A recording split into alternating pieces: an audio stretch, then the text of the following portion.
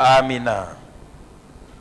Je voulais dire à quelqu'un que tu as bien fait d'être ici ce matin. Nataka nikuambie wewe ya kwamba unafanya kitu kizuri kufika hapa. Maintenant, je vais te demander d'apprécier la personne à côté na de toi. Napenda usifu jirani wako wa pembeni, umusifu. Dis-lui félicitations. Umwambie na kusifu sana. Je disais que très bientôt. Na nilikuwa nasema hapo. Très bientôt. Hapo. Les salutations qu'on te donnera. Na ile usalimu watakuwa na kusalimia. Ça deviendra félicitations. Itakuwa bantu wataanza ni ukusifu. Parce que Dieu veut t'amener au niveau qu'il a préparé. Kwa sababu Mungu anapenda kupeleka mkimo Kenya alikutayarisha. Des félicitations. Ujitayarisha juu ya kupikia kupokea sifa. Quelqu'un peut dire un bon amen. Tumoja seme amina mzuri. Gloire à Dieu. Je voulais dire encore merci au révérend et à maman. Napenda kumpikia asante mheshimiwa na mama pour l'opportunité qu'il me donne. Kwa sababu ya mafanikio ananipatia. Je ne suis pas quelqu'un qui donne l'estrade à n'importe qui. Nami mimi sipati yake sisifake mtu au mimbari sipati yake mtu wowote. J'ai 14 églises au Canada. Niko na makanisa 14 ku Canada. Mais je ne donne pas mon micro à n'importe qui. Lakini kibuyu kyangu sipati yake mtu wowote. Non. Hapana. Quand je te donne le micro, kama nakupatia kibuyu kyangu, j'ai la conviction. Inafai nihakikishwe. Vous êtes là. Muko hapa. Vous êtes le peuple de Dieu. Muko batoto ya Mungu. Vous ne venez pas pour écouter n'importe quoi. Amukuje juu ya kusikia mambo yoyote. Vous venez mnakuja parce que vous avez une destinée. Kwa sababu kuna masiku ya mbele. La destinée que Dieu a pour chacun de vous. Masiku ya mbele ile Mungu alitayarishia kila mtu. C'est une destinée très importante. Inakuwa ya muhimu. Ça veut dire je dois peser les pour et les contre. Nikusema unapasha kuangalilisha mzuri bizuri na bibaya. Je dois peser chaque parole. Napasha kusikiliza kila msemo. À cause de ta destinée. Kwa sababu ya kile wewe utakuwaka kesho. Vous êtes des personnes très importantes. Muko batu ba muhimu. Vous êtes des VIP. Munakuwa bantu ba heshima sana. Vous avez goûté la vie de Dieu. Na hata mulionjo uzima wa Mungu. Vous avez goûté la vie de Jésus. Mulionjo uzima wa Yesu. Voyez pourquoi même si une personne ne te considère pas. Unaona njoo kwa sababu kama hata mtu akupatie heshima. Mais Dieu te considère. Lakini Mungu anakuheshimu. Tu n'as pas besoin de quémander l'apitoiement de quelqu'un. Tu n'as pas besoin de flatter l'amour de quelqu'un. Il y a quelqu'un qui t'aime. Et il t'aime plus même. Béni soit le nom du Seigneur. Et je crois que cette semaine nous avons passé un bon moment. J'ai la conviction qu'il y a eu des personnes qui ont été guéries de leur corps. Quelqu'un peut dire amen. Je crois que la main de Dieu a visité beaucoup de personnes. Pourquoi? C'est parce que Dieu est fidèle. Dieu est fidèle. Et Dieu ne fait exception de personne. Il aime tout le monde. Et il t'aime particulièrement. Il a un plan pour ta vie. Il a un plan que les hommes n'ont pas. Il connaît ta valeur. Et il a un plan pour toi. Dieu peut nous prendre de quelque part. Et il nous amène quelque part. Il est le spécialiste qui est capable de te prendre de nulle part. Et il peut te propulser comme une flèche. Vous êtes des flèches. Oh non, je disais que vous êtes des flèches. Dieu t'envoie vers ta destinée. Il y a une destinée glorieuse. La Bible dit que Dieu, ce que Dieu a appelé, Dieu les a choisis. Dieu les a prédestinés. Et Dieu les a glorifiés. Dit, vous êtes appelés à la gloire.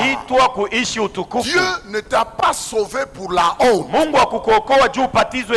Dieu ne t'a pas sauvé pour la honte. Mungu akukokoa juu wewe upatizwe aya. Mungu nous a sauvés pour la gloire. Juu ya utukufu.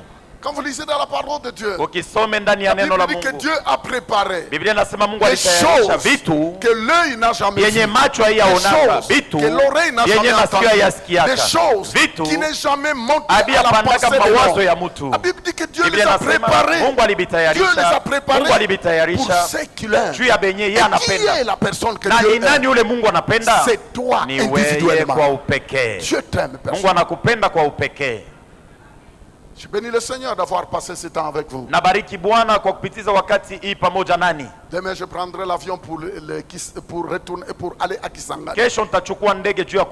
Alors tout ce que j'aimerais bien prier pour vous, demander pour vous, priez pour moi. Priez pour moi afin que Dieu m'aide. Que Dieu m'aide. Et n'arrêtez pas de prier pour moi. Pensez à moi à chaque seconde. Prie quand tu pries, incline-moi dans ta prière. Moi personnellement, j'en ai besoin. Le pasteur est en train de parler de tous ces pays-là. C'est des musulmans à fond. Le Pakistan, c'est un des pays où quand tu arrives à l'aéroport, c'est écrit République islamiste.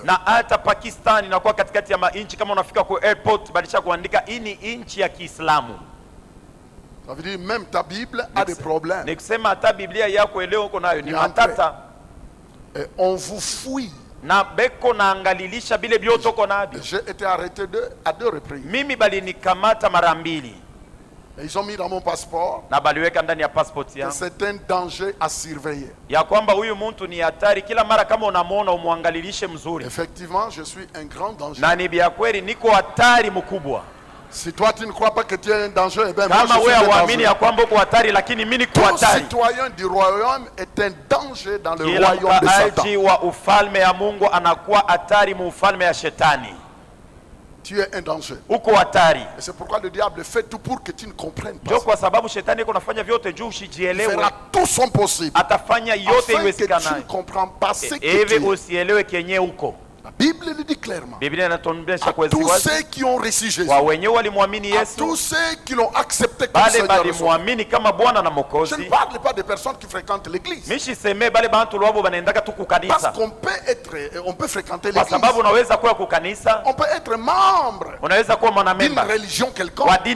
Mais cela ne fait pas de toi un enfant de Dieu. Tous ceux qui ont accepté Jésus. Pourquoi Jésus? Pourquoi Jésus? C'est parce qu'il est le rédempteur. Il est notre substitut. C'est lui qui a pris ta place à la croix. La Bible dit que dans le ciel et sur la terre et sous la terre, aucun autre nom ne nous a été donné pour être sauvé. C'est seulement le nom de Jésus.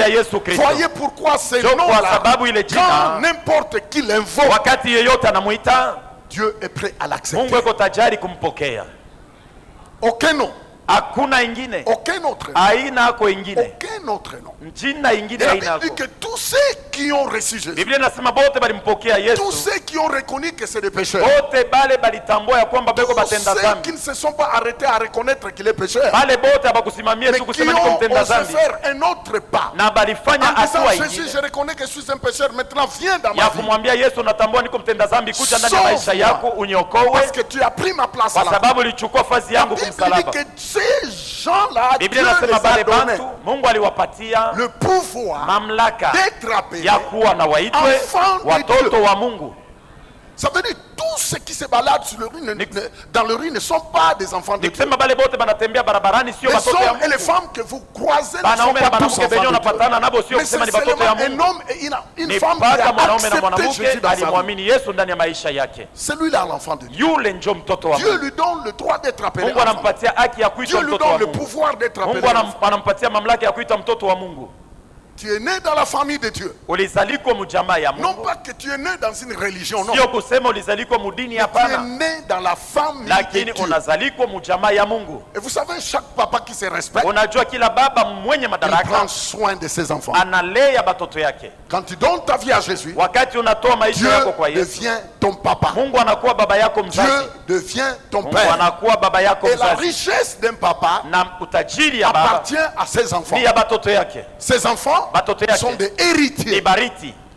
Oh, je n'entends pas. Quand tu acceptes Jésus, Dieu te donne le droit d'être appelé son enfant. Et tu deviens son héritier. Tu deviens son héritier. Ça veut dire la richesse de Dieu t'appartient. Les trésors de Dieu t'appartiennent. Parce que tu es son enfant. Dans le livre d'Éphésiens, la Bible dit que nous sommes des héritiers. Non pas nous sommes des religieux. Non, on n'est pas des religieux.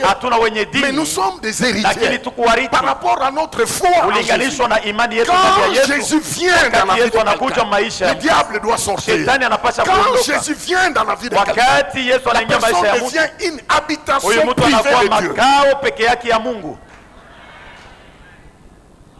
Une habitation privée de Dieu. Une habitation privée du propriétaire. Jésus-Christ a dit quiconque croira en moi, moi et mon Père et le Saint-Esprit, nous viendrons demeurer en lui. Frères et sœurs, je prie que les yeux de chaque personne s'ouvrent.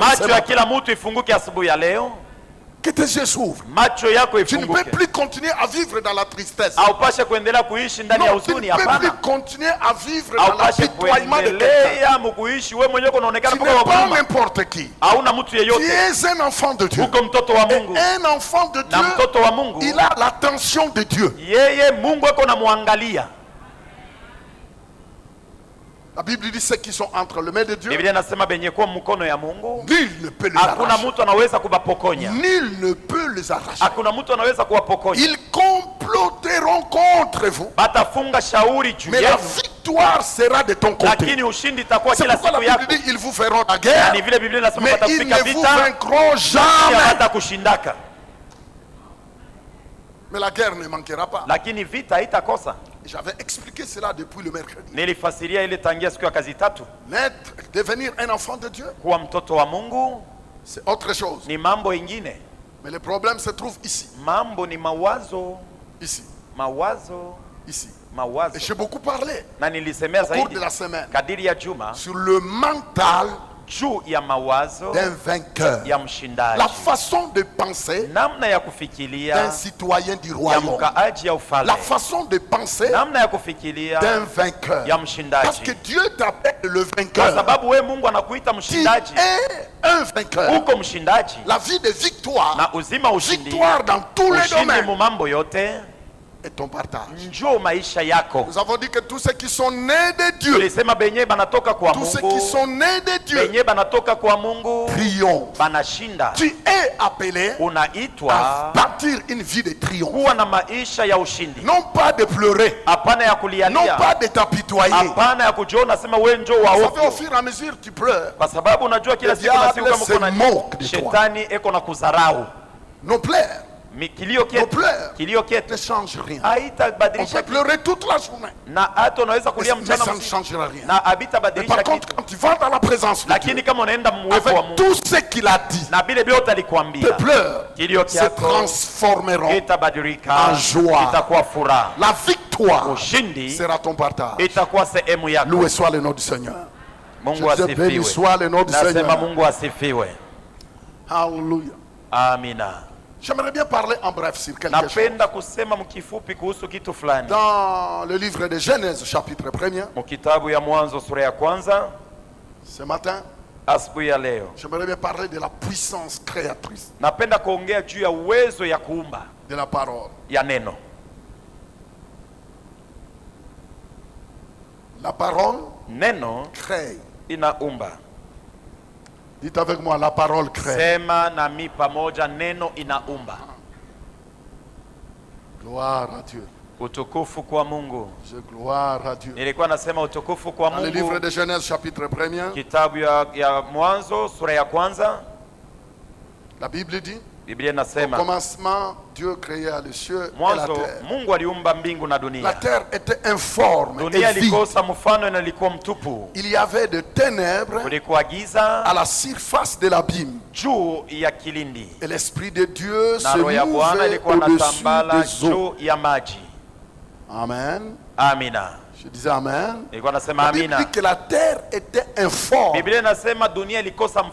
est vide. Na ilikuwa mtupu. La Bible dit, Biblia inasema la terre dunia était informe ilikuwa bila mfano et vide. na ilikuwa Ça mtupu. veut dire la terre Nikusema dunia n'avait pas de forme. haikukuwa na mfano. Quelqu'un peut dire amen. Moja aseme amina. Si ta vie, Kama maisha yako, si ta vie, kama maisha si yako, ta vie kama maisha n'a pas yako de forme, haina na la mfano, parole de Dieu neno la est Mungu prêt iko à te donner tayari la forme. kukupatia mfano. C'est la parole de Dieu Ni neno qui la nous Mungu donne la forme. inatupatia mfano. La Bible dit que la terre était vide. Biblia inasema dunia ilikuwa mtupu. Mais le verset 3, la Bible dit, Na shairi ya 3 Biblia inasema Dieu dit Mungu que la akasema lumière soit. mwangaza iwe Et la lumière na fut. mwangaza Dieu ikawa. vit que la lumière Mungu était akaona ya bonne. kwamba mwangaza Et Dieu ilikuwa mzuri sépara la lumière na Mungu d'avec le ténèbre. akatenganisha mwangaza na giza. Si vous descendez le verset 6, Ukishuke kushairi ya Dieu 6 dit encore, Mungu akasema tena, Dieu dit Mungu qu'il akasema est inattendu. kuwe mnene. Si vous Kwacha. essayez de lire tout Kama ça, unajaribu le kuvisoma chapitre vyote, premier, vous Sura ya allez kwanza. analyser utachunguza à maintes reprises. mara na mara. Dieu a Mungu parlé. alisema, Et tout ce qu'il a parlé, vile yeye et alisema, tout ce qu'il a dit vile est alisema venu à l'existence. viliishi.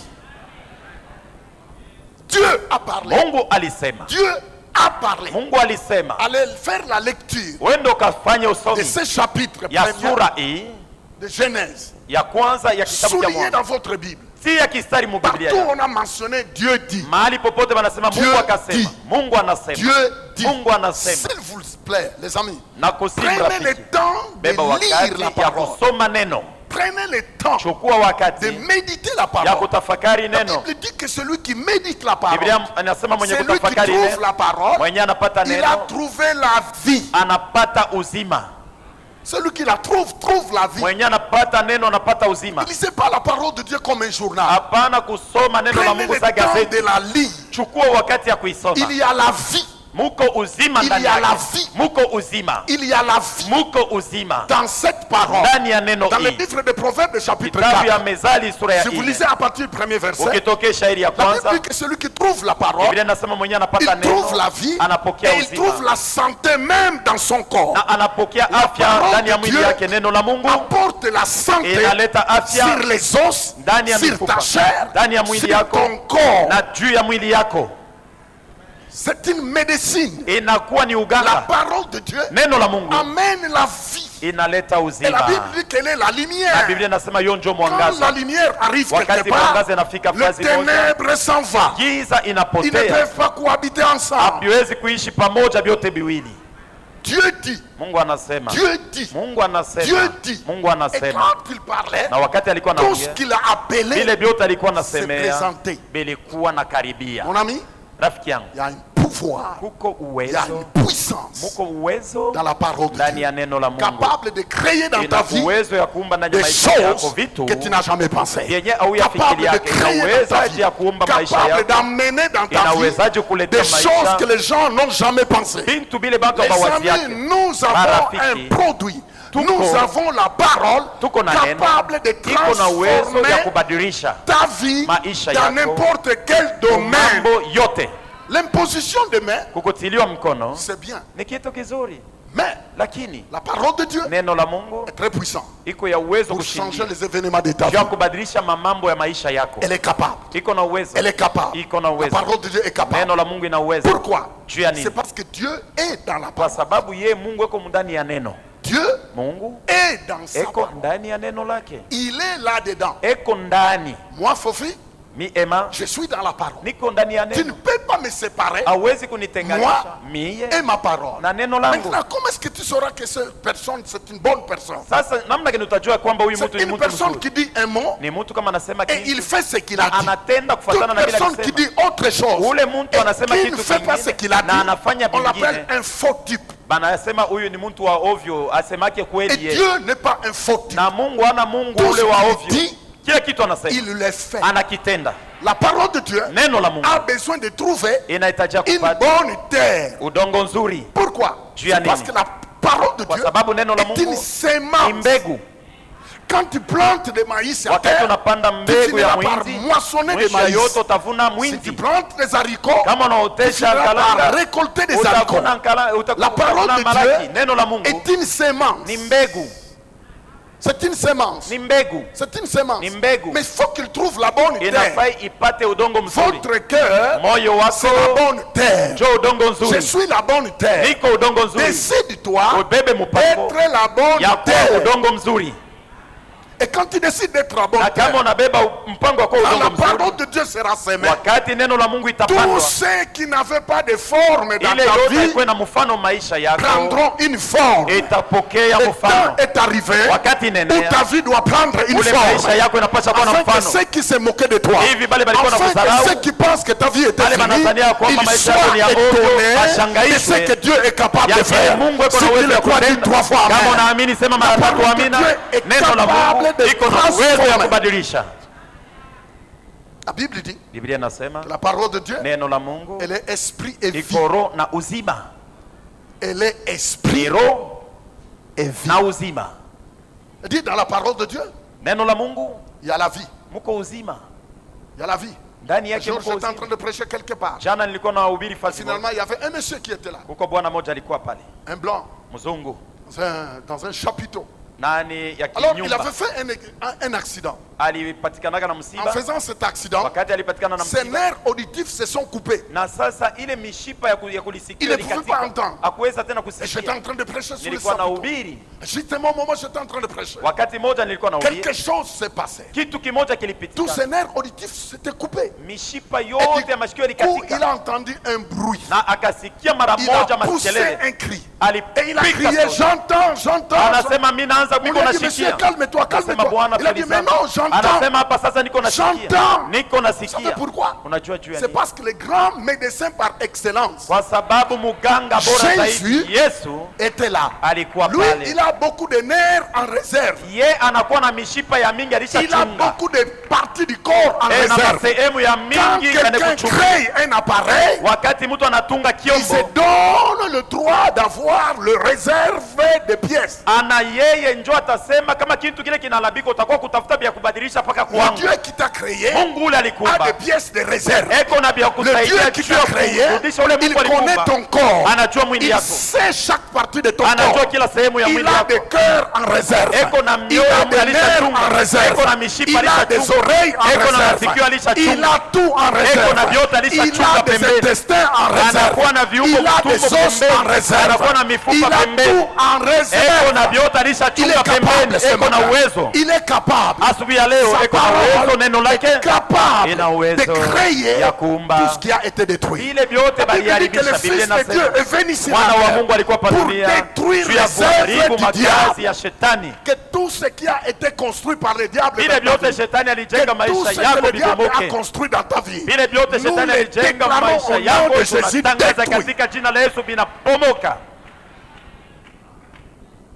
Tout ce que le diable a créé dans ta vie, Vile vyote shetani que alitunga tout maisha ce que yako. le diable a construit dans ta Vile vie, vyote shetani alitunga maisha yako. malédiction ancestrale, Laana ya kizazi ya bankambo. pauvreté à vie, Umaskini asema wewe ndio maisha yako. malchance héréditaire, Laana ya ce kizazi matin, asubuhi au ya nom leo. de Jésus, Katika jina nous la les Yesu. déclarons sans effet. Tunaitangaza Que haitatenda. cela tombe au nom de Jésus. Vianguke vyote Que katika cela jina la se Yesu. brise et non. Vivunjike asubuhi ya leo. Un jour, j'étais en train de prêcher en Haïti, je crois qu'en Guadeloupe. Tanzania nilikuwa nahubiri siku moja kwa Guadeloupe. Alors, à 7h du matin, je suis parti acheter une carte Asubuhi mapema nilienda kuuza karte pour appeler moja mon épouse. juu ya kuita bibi yangu. Alors, je voyais un monsieur qui vendait dans le dépanneur.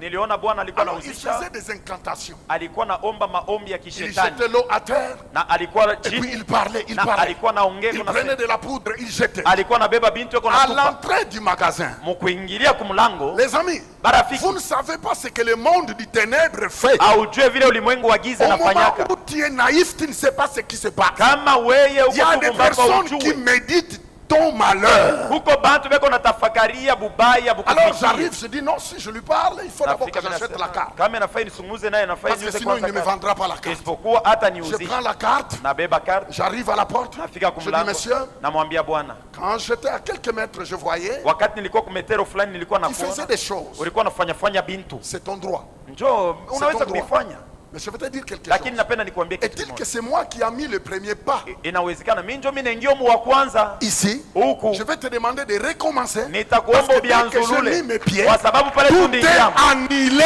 vyote wori fanya fanya vinaharibika. Mes frères et sœurs. Ndugu na dada. Mes frères et sœurs. Ndugu na dada. Vous savez, beaucoup de personnes croient plus à la puissance de Satan. Mais Satan est une créature. Il est une créature. Il a un créateur. Mais tu ne peux pas balancer la parole d'un créateur. La puissance d'un créateur et la puissance d'une création. Dieu, ton papa, il est le créateur. Satan, malgré tout ce qu'il fait, mais il est une créature. La Bible dit, je vous ai donné le pouvoir de marcher sur les scorpions, de marcher sur les serpents, de marcher sur le puissant. Et il a terminé en disant, et rien ne pourra vous nuire. Je décrète et je déclare que tout ce que le diable a planifié soit brisé au nom de Jésus. Si tu le crois, tu peux dire un bon amen.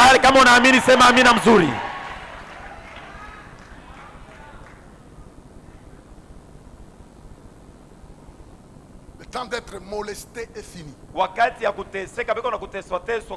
règne de Satan dans ta vie est fini. Tout ce que Dieu a planifié pour toi, le temps est arrivé d'entrer en possession. Le temps est arrivé. Le temps est arrivé. Quand la Bible dit celui qui est en toi est plus fort. La Bible dit celui qui est en moi, celui qui est en toi est plus fort. Mais qui est celui qui est en toi? Ben, c'est Jésus qui est en toi. Mais qui est celui qui est en toi? Ben, c'est le Saint-Esprit. Mais qui est celui qui est en toi? Ben, Dieu le Père habite en toi.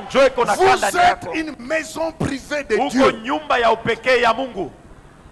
Mais le diable fera tout pour que tu ne sois pas conscient. Le diable amènera toutes les mensonges pour te faire croire que tu n'es que rien du tout. Si la famille dont tu es né, de quelle famille tu parles? La Bible dit ceux qui sont nés de l'esprit ceux qui sont nés de l'esprit et esprit. Ça veut dire, toi, tu es un esprit qui habite dans un corps. Dites à la personne à côté de toi, dis-lui que tu es un esprit. Tu es un esprit. Je suis un esprit. Mais j'habite dans un appartement qu'on appelle le corps. La vraie personne, c'est la personne que tu es. L'esprit qui est une nouvelle personne. Et vous savez, ta force n'a rien à voir avec ton corps. Mais la force d'un enfant de Dieu a à voir avec son homme intérieur. Qu'est-ce que nous faisons chaque semaine? Nous prenons le repas, nous prenons nos petits déjeuners, nous respectons tous nos plats pour que notre corps soit en forme. Mais pose-toi la question, combien de repas as-tu donné à ton esprit? Beaucoup de personnes se préoccupent plus de leur corps, mais leur esprit est affamé. Quand l'esprit est affamé, il ne pourra pas être fort pour te donner la victoire dans tous les domaines de ta vie. Tu es un esprit. Tu es esprit. Tu es créé à l'image de Dieu. Tu es une nouvelle créature. Tu as la nature divine. Il faut nourrir ton esprit. Voyez l'importance d'écouter la vraie parole. Toute nourriture est appelée nourriture. Mais ce n'est pas toute nourriture qui donne la santé. C'est la vraie nourriture qui donne la santé. En Europe, on parle de McDo. C'est de la nourriture. Mais au fur et à mesure que tu les manges, ta santé se détériore. Mais c'est une nourriture. La parole de Dieu, la parole de Dieu, c'est ta nourriture spirituelle. Vous devez louer le Seigneur. Quand vous êtes dans une église qui vous communique la révélation, c'est parce que la révélation qu'on vous communique va tracer votre avenir. C'est pourquoi ton avenir est un avenir prospère. Ton avenir maisha yako ya est un kesho avenir prospère. ni ya mzuri À cause de la type de la nourriture kwa que tu sababu manges. ya hali ya La chakula Bible dit yenyewe que l'homme ne vivra pas du pain Biblia inasema seulement, mtu mais de ataishi toute kwa parole chakula qui lakini sortent de neno la lote bouche de Dieu. linatoka mkinwa kia La Mungu. Bible dit quelque part que la lettre Biblia tue, inasema ya mais kwamba l'esprit barua vivifie. inaua Mon ami, il faut lakini roho être inapana uzima. exposé à la bonne parole. Inafai kupatikana penye panakuwa neno mzuri. J'aime dire merci à Dieu Napendaka kumpikia Mungu quand vous asante. avez un berger Kama kuna qui mchungaji se soucie de vous. eko na nungunike eko natafuta paka bizuri byenu. Mes amis, Barafiki, j'ai fait le monde entier. mimi natembeaka mudunia J'ai mzima. rencontré des personnes. Nilikutana na Ils batu sont sincères, beko na roho ya mais uwaki sincèrement dans l'erreur. lakini beko Ils sont munkosa. honnêtes, Beko na bana mais kwa honnêtement dans l'erreur. lakini munkosa. Ils sont honnêtes, Beko benye ils uwaki sont honnêtement dans l'erreur. lakini ndani ya kosa. Pourquoi? Juu ya nini? C'est parce qu'ils ne reçoivent pas la révélation. Kwa sababu abapokea ufunuo. Tu vas devenir utakuwa ce que tu reçois. kenye unapokea. Voyez pourquoi il faut prier pour votre leader. Unajua juu ya nini Il faut unapaswa prier kuombea pour que kiongozi Dieu wako. l'inspire. Mungu amuvuvie. Et quand Dieu lui donne, Na wakati Mungu il va te anampatia, le transmettre. na yeye atakuambukizia hayo. Les amis, Barafiki, je suis le fruit. niko Je tunda, suis le fruit niko de la tunda connaissance ya ufahamu. que j'ai à propos de Dieu. Ile niko nayo juu La ya Bible Mungu. dit que dans les derniers Biblia jours, inasema ya kwamba siku le za peuple mwisho qui connaîtront leur wale Dieu, watu watamjua ils Mungu feront wao, des exploits. watafanya Dieu maishara. t'a qualifié pour Mungu les alikustahilisha juu ya exploits. maishara. Votre amen m'embête. Amina yako iko na Je nizuru. disais que votre amen m'embête. Nasema amina yako Est-ce ina que tu peux nizuru. dire un bon amen? Sema amina ya mzuri. Un amen vitaminé un peu. Un amen. Amina ya Tu peux ajouter mzuri. un bon amen? Ongeza amina mzuri. Attends, Ongojea. tu dépends de Unategemea la nourriture chakula que tu reçois. ile uko unapokea. La nourriture spirituelle Chakula ya kiroho va te propulser. itakupeleka mbele. Pourquoi? Juu ya nini? Dans la parole, Ndani ya neno. Dieu est là dedans. Mungu eko ndani. Les gens peuvent chercher à vous bloquer. Mungu tunaweza kutafuta Mais pour kuzuiza. te bloquer, Je il kuzuiza faut d'abord bloquer Dieu qui Inafai est dans la kwanza parole. kuzuiza Mungu eko ndani ya neno. Les gens peuvent faire des Watu compromis. wanaweza kufanya vile vyote Mais banataka. pour t'écraser, Lakini njoo il faut kuponda. d'abord qu'il écrase Dieu qui est en Tafadhali toi. bamuponde Mais Mungu Dieu eko ndani est yako. impossible d'être écrasé. Mungu hawezekane kumuponda. Quand Dieu trouve la vie de quelqu'un, Wakati Mungu anaingia quand ndani ya Dieu maisha ya entre mtu, dans la vie de quelqu'un, wakati Mungu anaingia maisha ya mtu, c'est fini. kunaisha. Dieu l'amène Mungu anampeleka, vers l'élévation. anamuinua. Dieu t'amène Mungu anakupeleka vers l'élévation. kuinuliwa. la parole de Dieu. Neno la Mungu. La Bible dit que quand Dieu veut résoudre le Biblia problème, de inasema wakati Mungu anapenda kupatia jibu kwa mtu, quelqu'un, il envoie la parole. anamtumia Il envoie la anamtumia dit na Biblia que inasema tous ceux qui sont nés de Dieu, batoto bote ba Mungu ils sont comme les vents. banafanana na upepo. Je décrète et je déclare Naanzisha na que ta natangaza vie ya kwamba maisha doit yako devenir inapasha une kuwa vie d'étonnement. maisha ya Les kushangaisha gens te bantu. verront Bantu et ils batakuona seront na étonnés. batashangala. Ce n'est pas seulement Dieu qui verra, Haina paka Mungu mais tu les ataona, gens lakini watu nabo verront batajionea à cause de la kwa parole. sababu ya neno.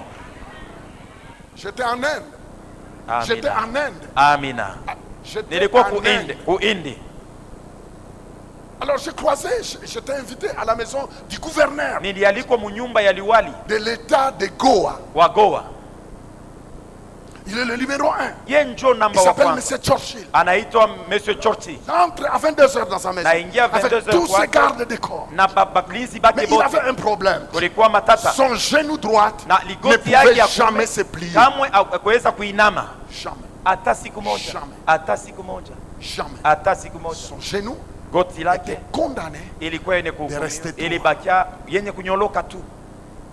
Alors ils m'ont posé une question. Bali niuliza ulizo. Je les ai dit, je vais répondre Niliwaambia nitajibu par la parole. kupitia neno. Vous savez, un Unajua enfant de Dieu mtoto wa Mungu ressemble à un poisson dans l'eau. anafanana na samaki mumaji. Quand tu fais sortir un poisson de l'eau, Kama unatafuta kuloba samaki vous mumaji, voyez le poisson commencer à se battre. utaona ule samaki anaanza kugombania. Pourquoi? Juu ya nini? Il n'est plus dans son Kwa environnement. sababu ana mazingira yake. Un enfant de Dieu Mtoto wa Mungu ressemble comme un poisson dans l'eau. anafanana na samaki. Quand tu es dans l'eau de la parole, Kama uko mumaji ya neno, tu moves. utakuwa Je dis, natembea. monsieur le gouverneur, j'aimerais bien te parler de la parole. Nasema bwana liwali, napenda kuongea na Et wewe j'ai juu ya pris au neno. moins 10 minutes à lui expliquer Nilibeba dakika 10 juu ya kumfasiria l'impact de la parole, tendo ya neno, la puissance de la parole. uwezo ya neno. quelques secondes après, quand je dis prions, le temps de dire prions, lui il a entendu mets-toi à genoux. Il s'est mis à genoux pour la première fois. Son genou s'est complètement guéri. Où est le mystère là-dedans? Le mystère, c'est la parole de Dieu.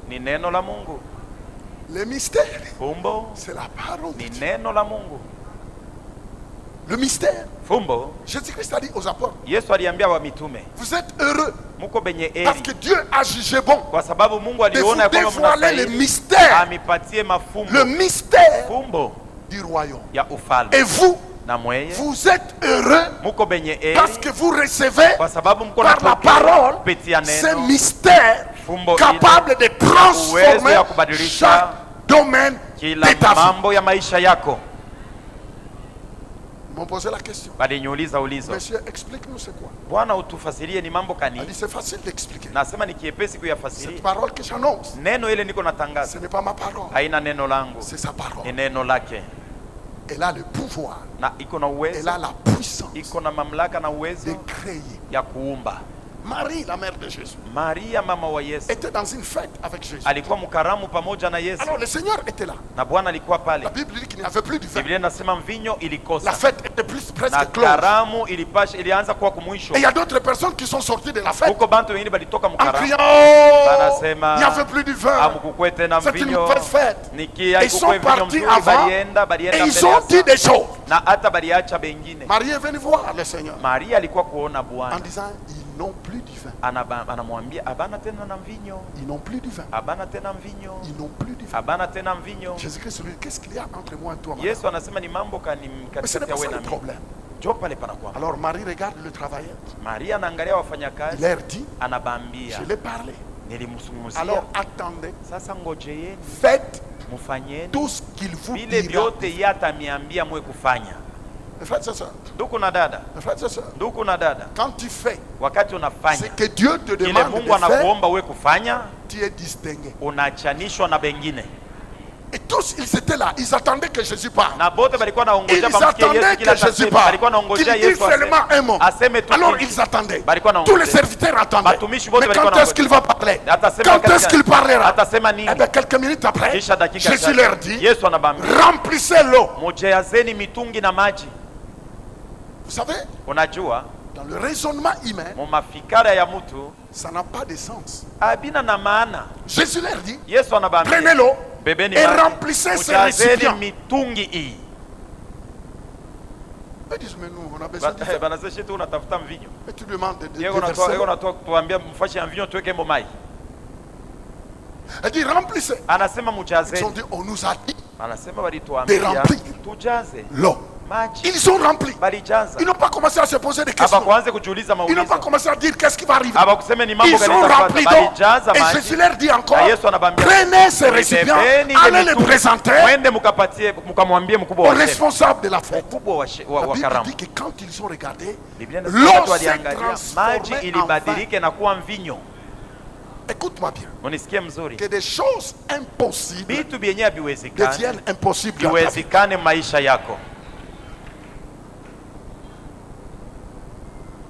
Ils étaient étonnés. Tout ce qu'ils avaient besoin. Qu'est-ce que Jésus dirait? Un autre jour, Jésus pose la question à un paralytique malade. Il lui dit veux-tu être guéri? Lui il répond ça fait 38 ans que je suis dans cet état. Personne pour me jeter dans l'eau. Jésus lui pose la question veux-tu être guéri? Il a dit oh, tu ne connais pas mon histoire. Ça fait 38 ans. 1, 2, 3, 4, 38. Je suis abandonné dans cette situation. Je n'ai personne. Quand un ange vient pour renier l'eau, moi je n'ai personne pour me jeter afin que je sois guéri. Mais ce qu'il oubliait, qu'il était en face du Créateur des anges. Il était en face. alikuwa mbele yake, il était en face alikuwa mbele yake de celui qui a envoyé la ya mwenyewe ule anatumaka malaika. Jésus lui a dit, Yesu anamwambia, prends ton lit, beba kitanda chako, lamuka na uende kwako. prends ton lit, beba kitanda et yako marche. na tembea. Une parole, Neno tu une moja, parole, neno moja, une parole neno qui moja sort de inatoka la bouche de Jésus kinywa cha Yesu change inabadilisha le cours de ta vie. maisha yako yote. Un autre officier militaire, Na mwingine akida wa un askari Romain, alikuwa vient wa voir Kiroma, Jésus. anakuwa kumuona Il dit, Yesu, mon serviteur est anasema gravement malade. mtumishi wangu yuko mgonjwa, Mon serviteur est gravement mtumishi malade. wangu yuko mgonjwa. Jésus-Christ lui dit, Yesu anamwambia, j'irai chez toi taenda et kwako je le guérirai. na Le nitamponyesha. serviteur dit, non, Mtumishi anasema tu n'as hapana, pas besoin de hauhitajie déplacer. kutoka hapa kwenda kwangu. Maître, Bwana, moi je suis un officier mimi niko militaire. akida Je connais c'est mwaskari, quoi ça donner des mimi ordres. najua kuleta Quand agizo je ni dis à mes nini. militaires, Nami nasema kwa fais askari, telle chose, fanya kitu fulani, il le anakifanya. alors, Sasa maître, mwalimu, dis seulement un wewe mot. sema neno tu moja.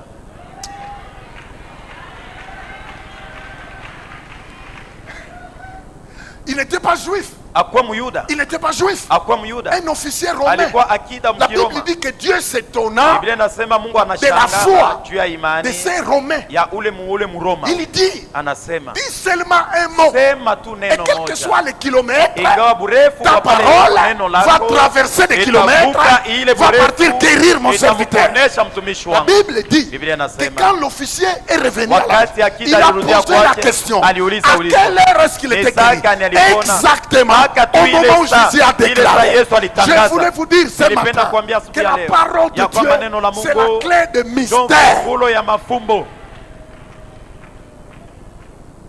Parole de Dieu. Neno la Mungu, Parole de Dieu. neno la Mungu. Seigneur, un jour m'a dit, Bwana Yesu siku moja aliniambia, parle seulement de ma parole. sema tu, sema juu ya neno langu Et laisse-moi na uniache mimi mwenyewe accomplir nitimize ce qui sort de ma bouche. vile binatokea mkinwa kyangu. Dieu Mungu et sa parole na neno lake font une seule personne. ni kimoja tu, Nous sommes à la fin de notre semaine. na hata tunakuwa mwisho wa juma. Je voulais terminer à te dire Nilipenda kumalizia kukwambia que tu es en guerre. uko muvita, Votre terrain de bataille, fazi yako ya kupika c'est dans vita la pensée. ni mu mawazo.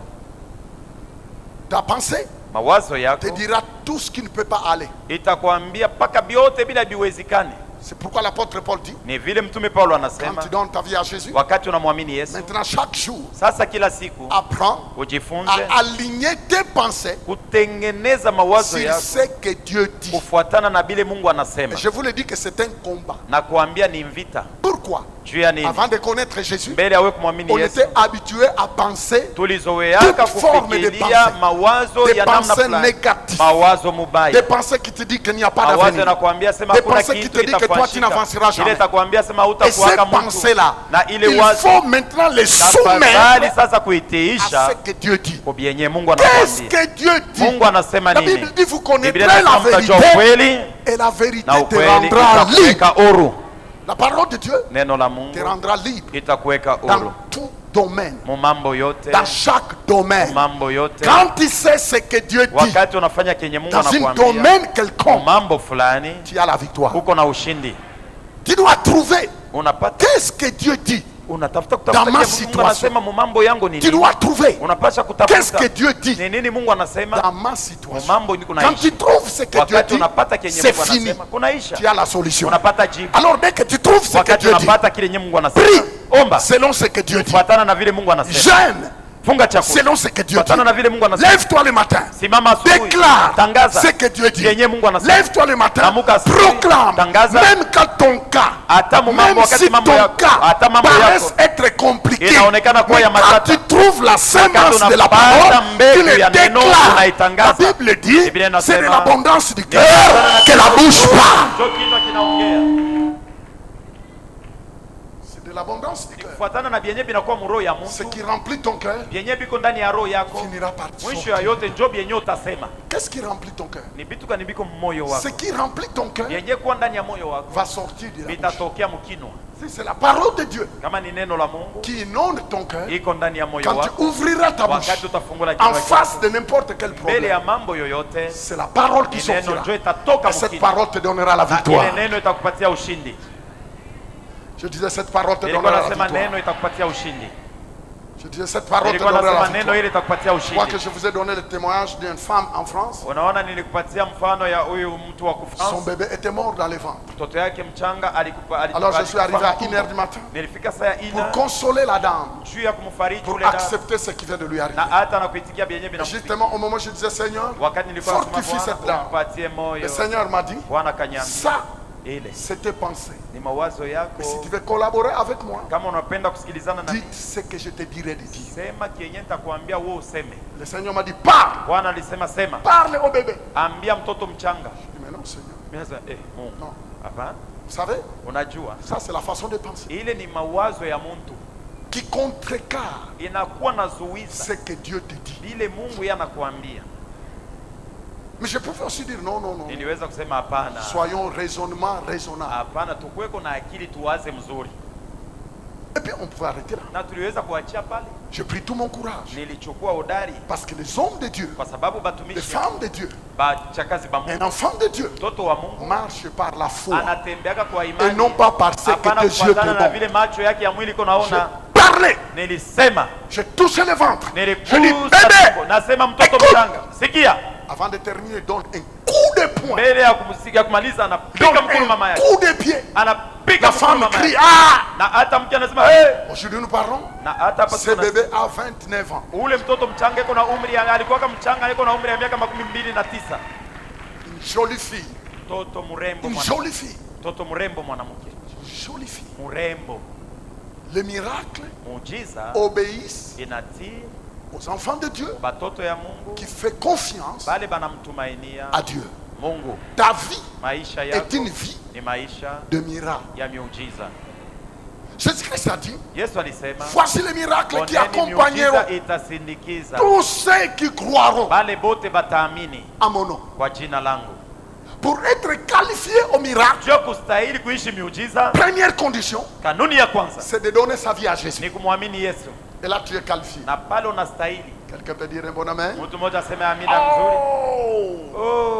Que cette église est appelée à aller loin. La multiplication, c'est votre partage. Vous devez vous préparer, préparez-vous. Préparez-vous à recevoir la moisson de Dieu. Et sois celui qui voit les intérêts du royaume. Marchez dans la puissance. Marchez dans la puissance. Pour ceux qui n'étaient pas au mercredi, un jeune garçon camerounais est venu me voir au bureau. Mon église a 51 nationalités. Alors il m'a dit mon papa est mort. Il m'a laissé avec $40. Au moment où je voulais avoir pitié de lui, Dieu m'a dit dis-lui que son papa est mort. Mais moi Dieu je ne suis pas mort. Et il a pris les $40, il l'a déposé sur le bureau. Je dis, mais non, Dimitri, prends ton argent. Il dit, non, je le laisse. Il est parti. Il est parti. Vous savez, Dieu, c'est un Dieu de défi. Dieu est un Dieu de défi.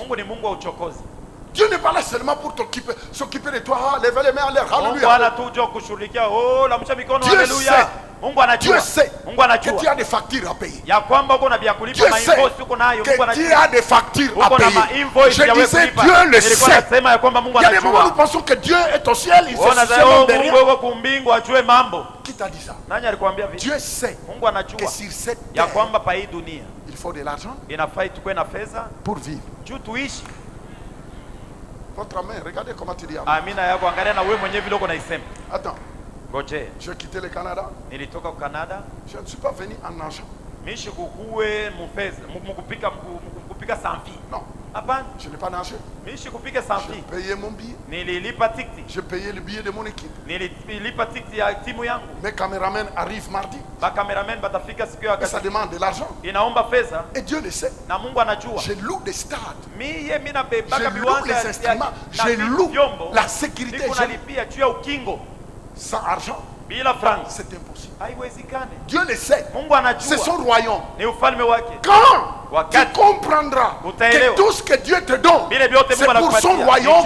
Il va ouvrir les églises de Dieu. Je dis, je vais prier pour toi, mon fils. La fois passée, il est venu me voir. Il dit, papa, Dieu est puissant. Je vais avoir un contrat de 20 millions de dollars. Et j'ai encore un autre 20 millions qui doit s'ajouter.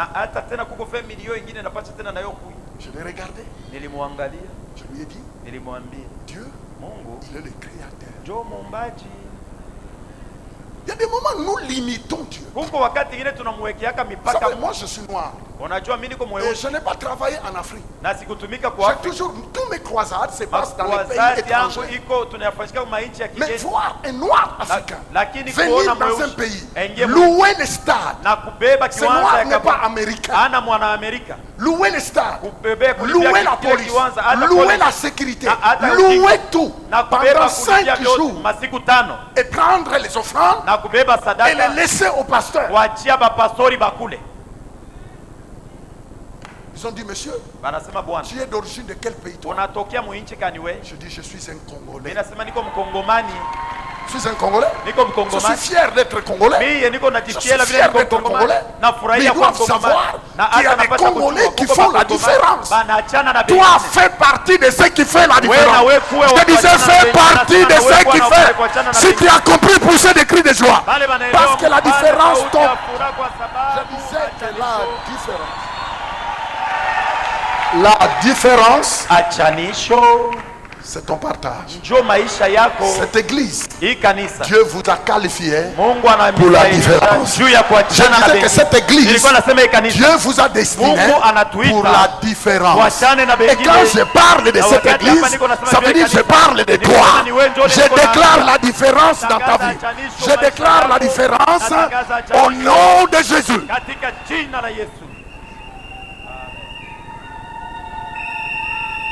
Oh, que tes mains, créent des entreprises. Que les meilleurs postes du pays reviennent à toi. Si tu le crois, dites un bon amen. Mes frères et sœurs, la Bible dit confiez-vous à Dieu. Et vous serez quoi?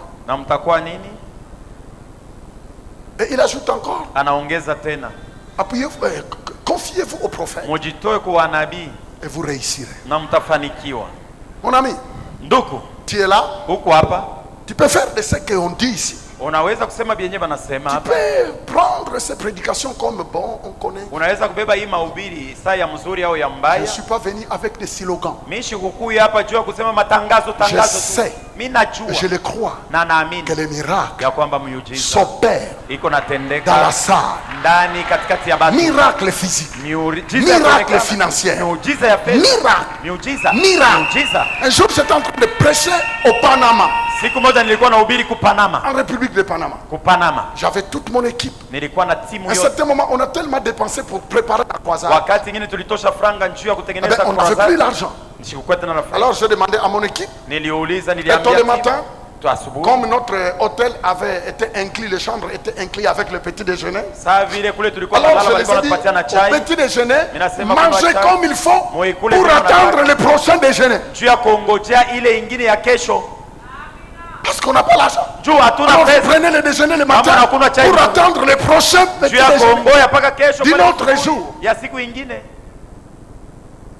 Je dis au Seigneur, non, je ne peux pas mener toute cette foule avec moi et puis les laisser affamer. Il y a un temps pour jeûner et puis il y a un temps pour manger. Alors quelques minutes après, mon téléphone sonne. Un homme d'affaires, un PDG d'une entreprise m'appelle. Il était en Afrique. Il était en Afrique. Il me dit, Pasteur Fofi, je suis vu sur les médias que vous êtes en Amérique centrale. Est-ce que avez-vous des besoins? Je dis, oh, besoins? Oh, vous savez, je dis, je crois qu'il peut en avoir. Il a dit, pasteur, Anasema pastori, trouve un bureau de Western Union. tafuta penye panapatikana Western Union. Dieu m'a mis dans le cœur. Mungu aliniweka moyoni. C'est pourquoi j'ai appelé. Ndio kwa sababu nakuita. Écoute-moi bien. Sikia mzuri. Dieu Mungu va mettre ataweka ton nom jina lako dans le cœur de quelqu'un. mioyo ya batu. Il y a des gens, il y a des personnes qui n'auront pas la paix tant qu'il n'a pas encore agi en ton faveur. Je décrète et je déclare. Je décrète et je déclare au nom de Jésus que ton dossier qui a été coincé quelque part, que ton dossier qui a été bloqué quelque part, que la personne qui l'a bloqué n'ait pas la paix avant de libérer ce dossier. Au nom de Jésus. Si tu le crois, dites je reçois. Je voulais te dire que demain c'est lundi. Prépare-toi aux bonnes nouvelles.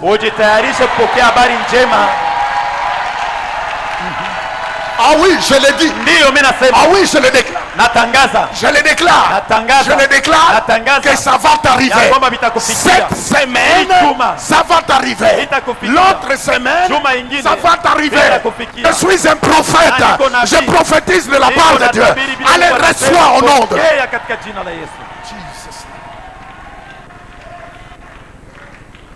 Le réserve de Dieu. Le réserve de Dieu, les réserves de Dieu sont intarissables. Les réserves de Dieu sont intarissables. Crois la parole. Crois la parole. Crois la parole. La Bible dit qu'il est l'Éternel mon berger. Je ne manquerai de rien. L'Éternel, Jéhovah Jireh, El Shaddai, Adonai, le Dieu qui existe par lui-même. Les réserves de Dieu sont inépuisables. C'est nous qui limitons la main de Dieu. Ne limite jamais la main de Dieu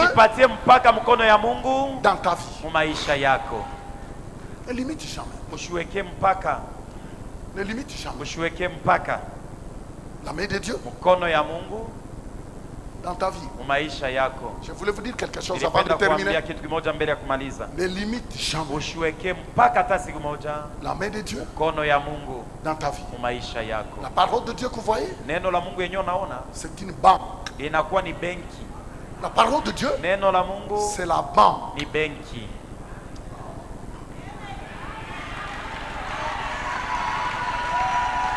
Je disais que la parole de Dieu, c'est la banque divine. Non. Ne te vois pas comme tu te vois. Aujourd'hui, tu peux ne rien avoir dans ton compte. Mais c'est un sujet à changement. Je disais que c'est un sujet à changement. Je disais que c'est un sujet à changement. Je décrète et je déclare, c'est un sujet à changement dans ta vie. Prépare-toi pour le changement. Je disais prépare-toi pour le changement.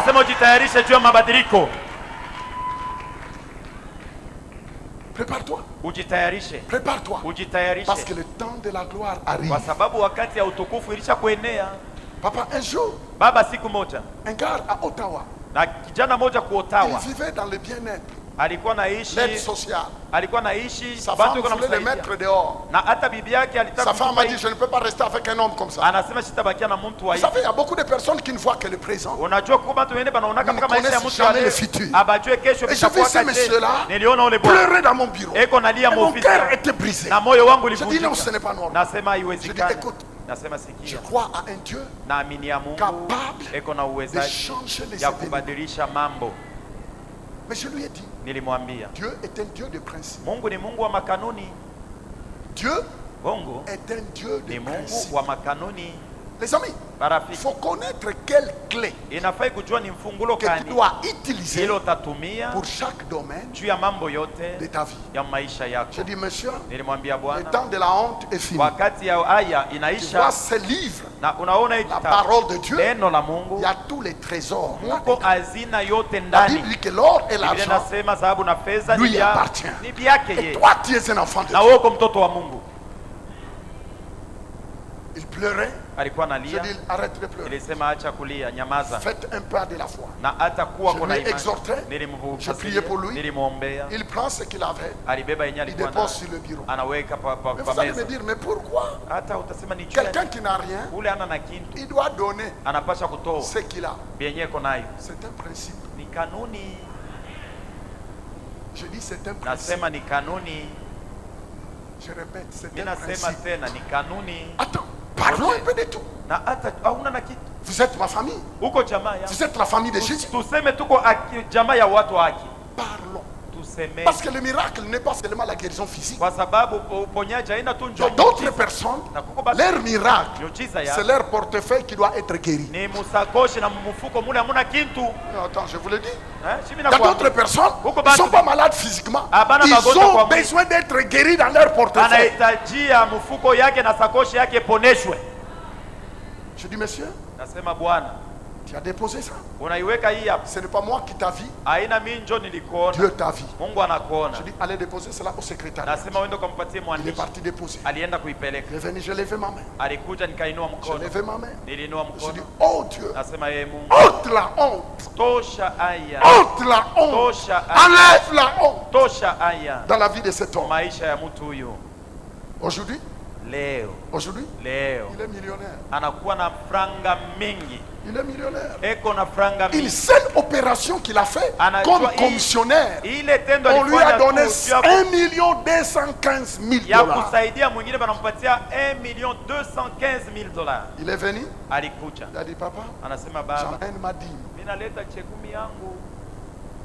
Les amis, je sais qu'aujourd'hui dans les médias, ils parlent beaucoup. Oh, ne donnez pas la dîme. Vous enrichissez le pasteur. Moi, je n'avais pas d'église. J'étais béni financièrement. Mais ce n'est pas un péché d'être béni. Ce n'est pas un péché. Ce n'est pas un péché. Vous savez pourquoi? C'est parce que Dieu sait que tout ce qui est dans ma poche, tout ce qui est dans mon compte n'est pas à moi, c'est à lui.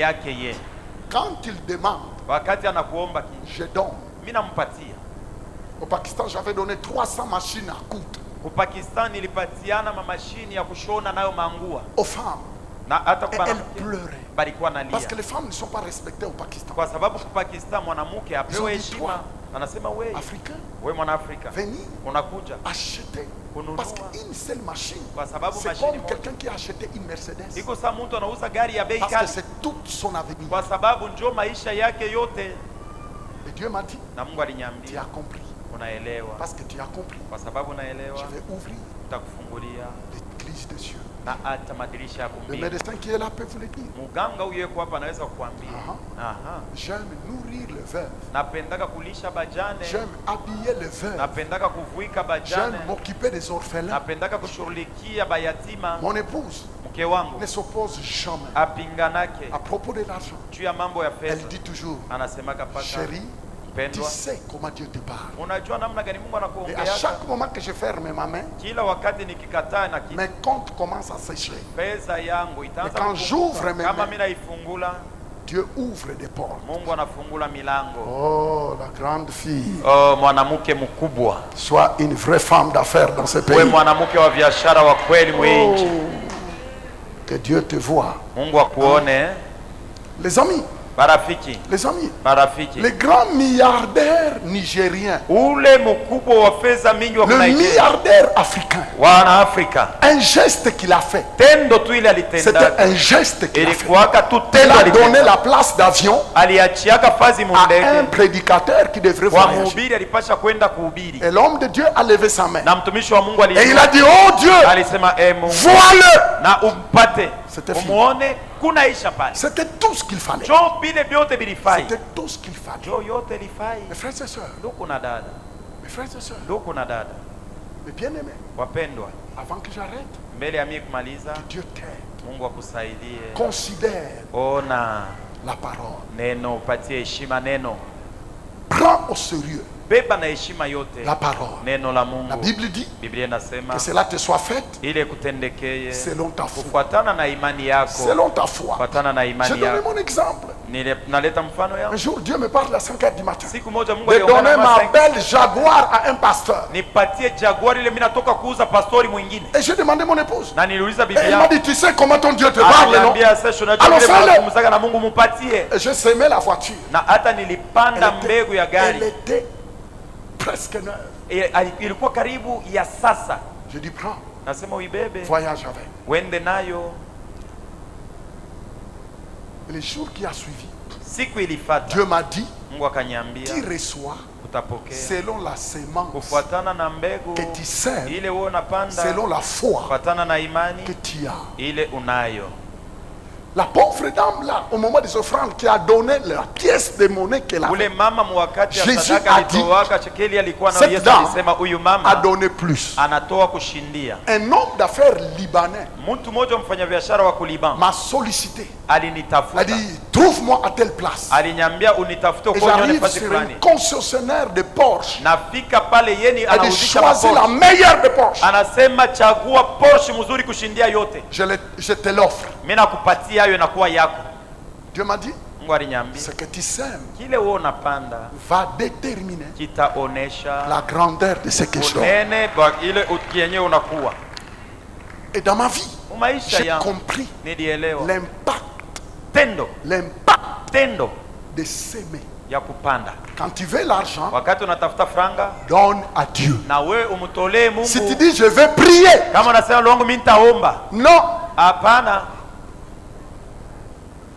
Faites ça. Non. Vous savez, si prier, prier 1 heure, 2 heures, 3 heures, donne de l'argent. Je connais un pays où les gens prient beaucoup. Mais ils sont dans la misère. Vous savez pourquoi? On ne les a pas expliqués. On ne les a pas expliqués. Les principes de s'aimer. Il faut s'aimer. On me pose des questions. Mais pasteur, mais explique-nous. Explique-nous. J'ai jeûné 21 jours. J'ai prié. Mais les choses ne marchent pas. Je dis, il faut connaître la clé qu'il faut dans chaque domaine de ta vie. Il y a une clé. Il y a une clé. Il y a une clé. Il y a une clé. Il y a une clé. J'ai une entreprise au Portugal. On fournit des produits biologiques. Aujourd'hui, les produits biologiques sont cherchés partout. Vous savez, je suis devenu associé dans cette entreprise comment? Dieu m'avait dit de s'aimer.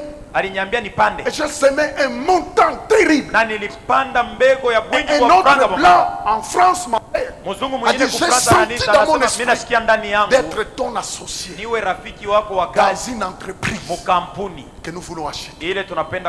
Aujourd'hui, j'ai presque 60% dans cette entreprise. Mais quand tu sais,